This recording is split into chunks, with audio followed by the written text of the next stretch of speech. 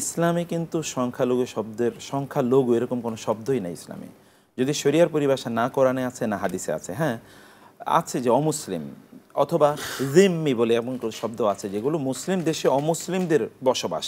শব্দটি আছে অমুসলিম যারা মুসলিম নয় অথবা যারা ভিন্ন ধর্মী, শব্দটা এরকম। অথবা এখানে সংখ্যালঘু বলতে কোনো কিছু নেই, বরং আমরা মনে করি আমরাই সংখ্যালঘু। যেমন আপনি আমি, আমাদের এই দাড়ি টুপি থাকার কারণে কী পরিমাণ নির্যাতন এবং নিপীড়নের শিকার হয়েছি আমরা গত রেজিমের মাধ্যমে। অতএব সংখ্যালঘু তো আসলে কি, সংখ্যালঘু মানে কি, যাদের উপর জুলুম নির্যাতন করা হয়েছে। এরা সমাজটা চালালো প্রায় গত 16 বছর, তারাই চালালো, মানে যাদেরকে সংখ্যালঘু হিসেবে দেখা হয় তারাই এখানে সব বড় বড় গুরুত্বপূর্ণ দায়িত্ব পালন করেছে এবং তাদের দাপটে অন্যরা থাকতেই পারে না। এরকম একটা জায়গায় তাহলে সংখ্যালঘু বলতে কি, এটা এক নম্বর কথা। 2 নম্বর কথা হচ্ছে, হ্যাঁ যদি কোনো একটা জায়গায় মুসলিমের যদি সংখ্যায় বেশি হয় তাহলে অমুসলিমরা যদি সংখ্যায় কম হয়, তাইলে মুসলিম সংখ্যা বেশি হোক বা কম হোক, কোনো মুসলিম রাষ্ট্রে যদি অমুসলিমরা বসবাস করে তাহলে তাদের সেখানে অনেক অধিকার আছে। মানুষ হিসেবে তাদের অধিকার আছে অথবা অমুসলিম হিসেবে তাদের অধিকার আছে। তাদেরকে বরং মুসলিম হিসেবে তারা যতটুকু তার অধিকার পাওয়ার কথা, অমুসলিম হিসেবে তারা ততটুকু অধিকার পাবে। মুসলিমের এক্সট্রা একটা অধিকার আছে এতটুকু যে তিনি একটা ইসলামিক শাসনের অধীনে তিনি আছেন এবং সেখানে তিনি আবার অধিকারের পরিবর্তে তিনি কি আবার এখানে অনেক ধরনের এক্সট্রা ট্যাক্সও তিনি প্রদান করেন, যেমন তিনি জাকাত প্রদান করেন, তিনি সাদাকা প্রদান করেন, তিনি আরও অনেক ধরনের কমপ্লায়েন্স তার আছে।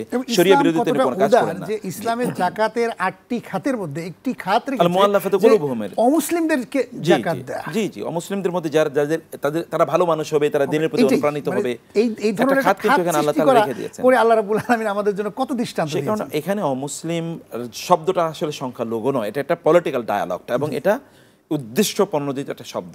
আর এই কারণে আমরা দেখি যারা এগুলো ব্যবহার করে তারাও কিন্তু উদ্দেশ্য প্রণোদিতভাবে তারা এগুলো ব্যবহার করে। আমরা এই শব্দ ব্যবহার একেবারেই করি না, বরং তারাও আমাদের ভাই, তাদের অধিকার আছে, সমানভাবে তারা এখানে বেঁচে থাকার অধিকার আছে, তাদের কোনো সিকিউরিটি রাসূলুল্লাহ এরকম পর্যন্ত বলেছেন মুসলিম দেশে বসবাসকারী কোনো অমুসলিমকে কেউ যদি হত্যা করে বা তার রক্তপাত করে তাহলে ওই মুসলিম তো জান্নাতে যাবেই না, বরং জান্নাতের গন্ধ পর্যন্ত পাবে না।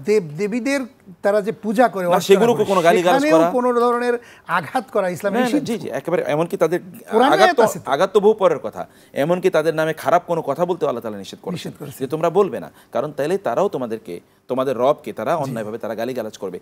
বরং কি করতে হবে, উদউ ইলা সাবিলি রাব্বিকা বিল হিকমা ওয়াল মাউইযাতিল হাসানা ওয়াজাদিলহুম বিল্লাতি হিয়া আহসান। তাদের সাথে বিতর্ক করা যাবে না, বিতর্ক করতে হলে উত্তমভাবে করতে হবে। এতটুকু ইসলামী দিক নির্দেশনা।